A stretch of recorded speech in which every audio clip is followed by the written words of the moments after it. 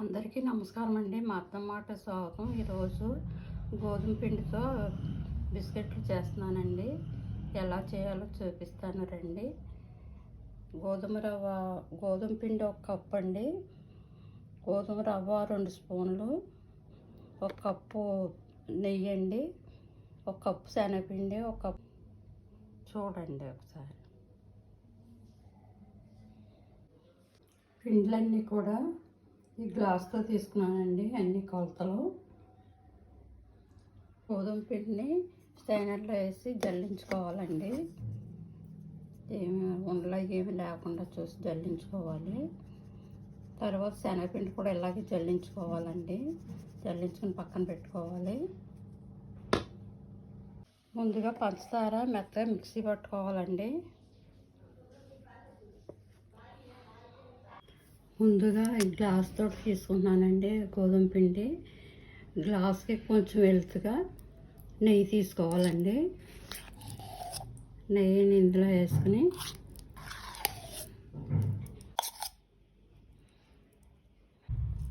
వేసిపట్టు బాగా కలుపుకోవాలండి. బాగా ఉండలేకుండా కలిసేలాగా, వేడి చేయకూడదు, ఇలాగే ఉండాలి. బాగా కలుపుకోవాలండి. ఇదిగోండి, నెయ్యి ఎలా మెత్తగా ఎలా అయిపోయింది. ఇప్పుడు నెయ్యి ఎంత తీసుకున్నామో అంతా పంచదార ఉంది కదండి, గ్రైండ్ చేసుకున్న పంచదార ఈ నెయ్యిలో వేసుకుంటూ కలుపుకుంటూ ఇలా చుట్టుకుంటూ ఉండాలండి. కొంచెం కొంచెం వేసుకుంటూ ఇలా కలుపుకోవాలండి. బాగా ఇదంతా కలిసేలాగా ఇదిగోండి, ఇలా వచ్చే వరకు బాగా స్మాష్ చేసుకోవాలని, బాగా కలుపుకోవాలి. మనం ఎంత బాగా కలిపితే అంత గుల్లగా వస్తాయండి బిస్కెట్లు. ఇప్పుడు తర్వాత మనం జల్లించుకున్న గోధుమ పిండి ఉంది కదండి, అది కొంచెం కొంచెం వేసుకుంటూ ఇలా కలుపుకోవాలి. మళ్ళీ ఇది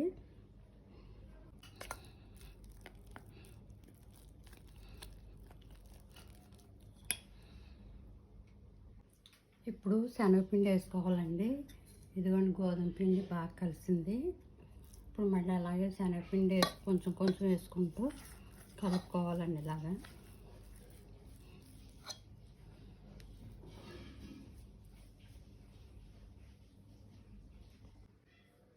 ఇదిగోండి, ఇప్పుడు శనగపిండి కూడా బాగా కలిసింది.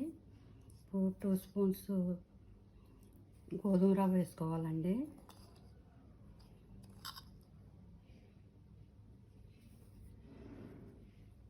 పొడం కొట్టుకుని యాలకుల పొడి వేసుకోవాలండి. బాగా కలుపుకోవాలండి.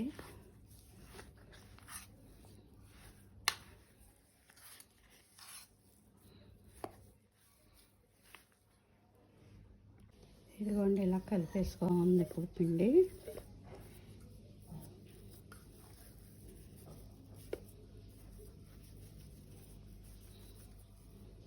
ఇలాంటి గుల్లగా ఇలా రావాలని పిండి. ఇప్పుడు ఇది 10 నిమిషాలు మూత పెట్టేసుకుని పక్కన ఉంచుకోవాలి. మూత పెట్టేసి 10 నిమిషాలు ఇలా ఉంచేయాలండి. ఇందులోనూ నెయ్యి కాకుండా సన్ఫ్లవర్ ఆయిల్ అన్న వేసుకోవచ్చండి. నెయ్యి అయితే ఇంకా టేస్టీగా ఉంటుంది, గుల్లగా వస్తాయండి. ఈ పప్పు నూనె, వేరుశనగ నూనె అయితే స్మెల్ వస్తాయి కదండి, అవి వేసుకోకూడదు. సన్ఫ్లవర్ వేసుకోవచ్చు నెయ్యి లేకపోతే. ఇదిగోండి, 10 నిమిషాల తర్వాత పిండి ఇలా వచ్చిందండి. 10 నిమిషాలు నానిన తర్వాత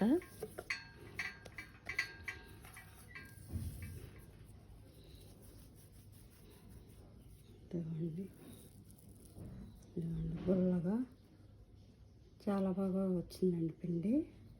ఇప్పుడు వేసుకోవాలండి.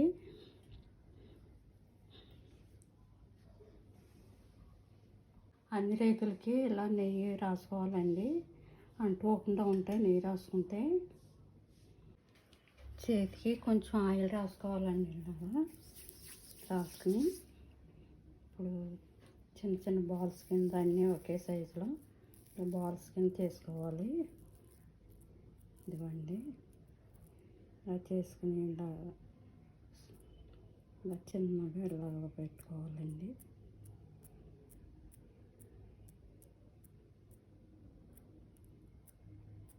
ఇదిగోండి అన్నిట్లోనూ ఇలా పెట్టుకోవాలి. ఒక్కోటే వేసుకోవాలండి.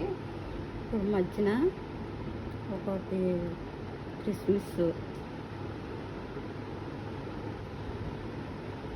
బాదం పప్పు, జీడిపప్పు కూడా కొట్టానండి.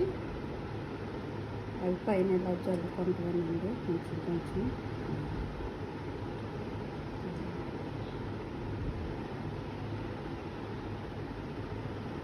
ఇవ్వండి అన్నీ వేడెక్కిందండి. ఇప్పుడు ఇడ్లీకి ఎలా పెట్టుకుని స్టాండ్కి ఇది కదలకుండా ఇడ్లీ కుక్కర్ పెట్టుకున్నా పర్వాలేదండి, ఏదన్నా గిన్నె పెట్టుకున్నా పర్వాలేదు. కాకపోతే రేకులు తలకూడదు గిన్నెకి దానికి, అలా ఖాళీగా పెట్టుకోవాలండి. ఇప్పుడు కుక్కర్లో అడిగిన వాటర్ వేయకూడదండి. ఫ్లేమ్ మీద 10 నిమిషాలు ఇలా కుక్ అవ్వాలండి. ఇదిగోండి రబ్బర్ తీసేసి ఇలా విజిల్ పెట్టానండి. ఆవిరి బయటకు వెళ్ళకుండాను, ఈ ఆవిరికి అది మగ్గుతాయి. స్మెల్ వస్తుందండి. ఇప్పుడు తీసేసి ఇవ్వండి చల్లాటి ఇలాంటి చల్లారిని నెమ్మదిగా ప్లేట్లో తీసుకోవాలండి.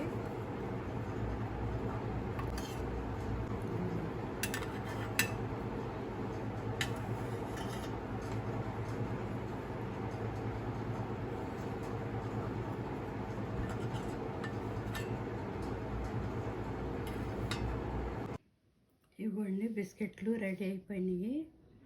ఇవి కొంచెం అడుగు రేకు మూలని కొంచెం ఈ కలర్లో కొంచెం మాడినట్టు వచ్చినాయి. అడుగున కనవయన్నీ తెల్లగా చాలా బాగా వచ్చినాయండి. ఇదిగోండి అడుగున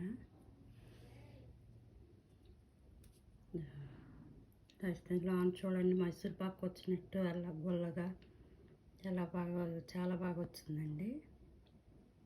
ఇదిగోండి